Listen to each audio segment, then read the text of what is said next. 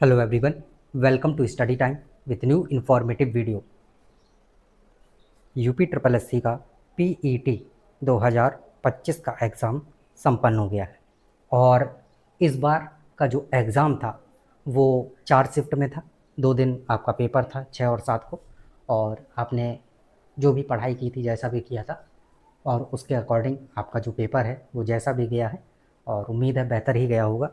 तो अब इससे जो भर्तियां आएंगी तो उनके लिए आप एलिजिबल हो जाएंगे।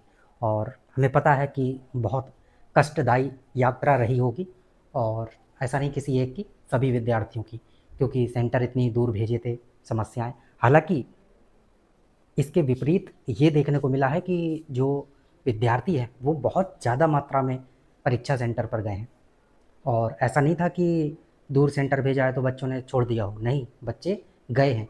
और कहीं कहीं पर 80% 85% भी जो वो है देखने को मिली है अटेंडेंस। तो बच्चे गए हैं और ज़्यादातर लड़कियां प्रेजेंट हुई हैं क्योंकि उनका सेंटर उनके बगल के ज़िलों में था, तो इस वजह से मतलब कि उनके मंडल में।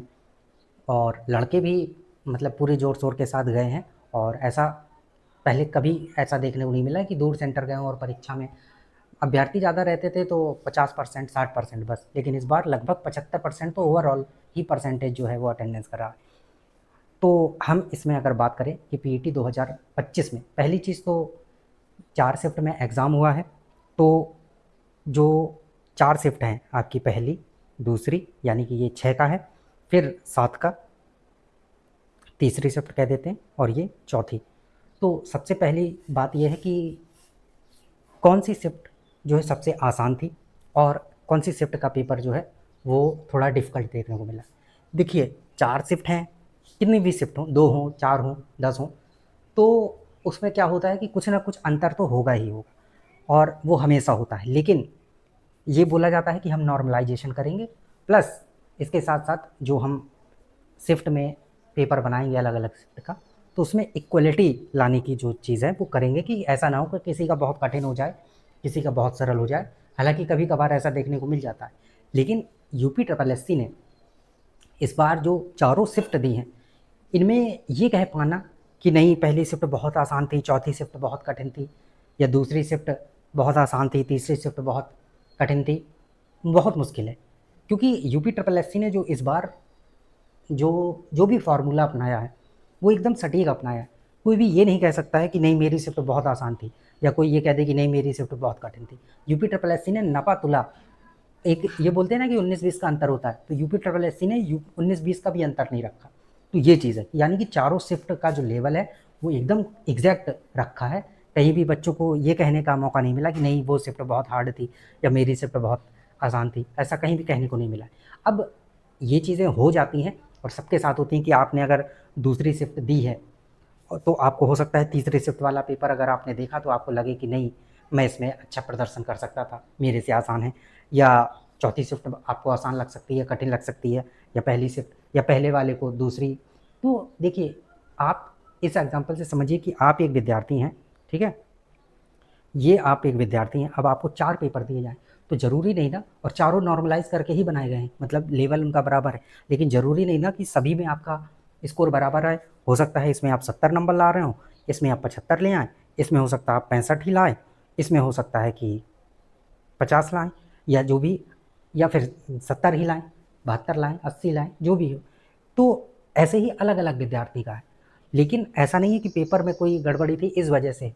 बात ये है कि हो सकता है कि इसके जो क्वेश्चन हों, वो आपसे ना बन रहे हों, बल्कि इसके आपको ज़्यादा आ रहे हों जो आपने पढ़ा हो, और दूसरा विद्यार्थी हो सकता है उसको इसके ना बन रहे हों, या इसके बन रहे हों, इसके ना बन रहे हों। ये चीज़ें हैं। बट जो लेवल था, वो ये कहना कि कोई शिफ्ट बहुत आसान थी, कोई शिफ्ट बहुत कठिन थी, ऐसा बिल्कुल भी नहीं है। बराबर का जो लेवल है वो रखा गया है, तो आप लोग इस उसमें मत रहिएगा कि बहुत आसान बहुत कठिन का सिस्टम है। इस बार बिल्कुल भी बहुत आसान बहुत कठिन वाला जो सिस्टम है वो नहीं रहा है। हाँ, लेकिन नॉर्मलाइजेशन होगा, बच्चों का ओवरऑल स्कोर जो होगा उसके आधार पे आपको एक एक दो दो नंबर जो है किसी में बढ़ते हुए दिखेंगे।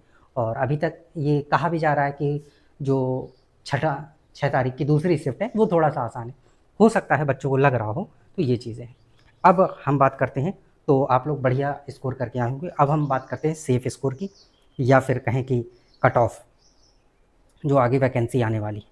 तो देखिए, अगर हम सेफ स्कोर और कट ऑफ की बात करें और जो पेपर का लेवल था उसके अकॉर्डिंग, तो जो भी वैकेंसी आएंगी, आपको पता है कि यूपी ट्रिपल एस सी बोलता 15 गुना है, लेकिन लगभग 30 गुना विद्यार्थियों को समथिंग बुला लेता है। जैसे अभी जूनियर असिस्टेंट 55-12 वाली वैकेंसी थी, इसमें देखिए उसने 15 नंबर वाले विद्यार्थियों को बुलाया है।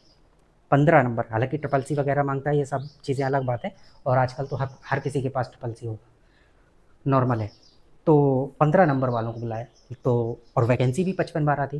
तो इस बार मतलब, लेकिन ये नहीं कह सकते कि 15-20 नंबर वालों को बुलाया जाए, नहीं। हो सकता है कोई कैलकुलेशन उनकी ऐसी रही हो, लेकिन आगे देखिए, इस बार का जो पेपर था वो भी बहुत आसान था। बहुत का मतलब कि नॉर्मल आसान था। अगर आपने पढ़ाई की, आपने पढ़ाई नहीं है तो फिर आपको आसान कहाँ से लगेगा।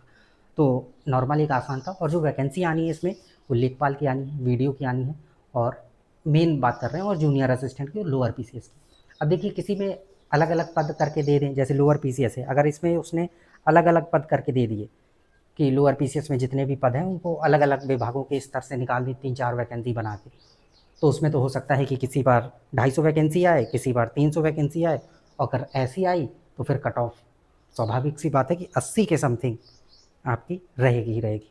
जैसा कि आपने 2021 वाले में देखा था कि कितना ज़्यादा जो पेपर आसान था, तो जिस वजह से ऐसा देखने को मिला था, तो लगभग। लेकिन जो एक नॉर्मल वैकेंसी है, या कहें कि बड़ी वैकेंसी है, जिसमें आपकी लेखपाल है, लगभग 8,000 पद आने हैं, उसके बाद वीडियो है, इसके बाद जूनियर असिस्टेंट की भी आएगी, तो इनमें लगभग 1500 से 2000 के ऊपर ही वैकेंसी आनी है। जैसे जूनियर असिस्टेंट और वीडियो, इनमें 2000 के ऊपर ही वैकेंसी आनी है। और लेखपाल में तो हालांकि 8000 समथिंग अभी जो पद हैं वो लगभग है कि 8000 के समथिंग, और बढ़ भी सकते हैं। तो ये चीज़ है।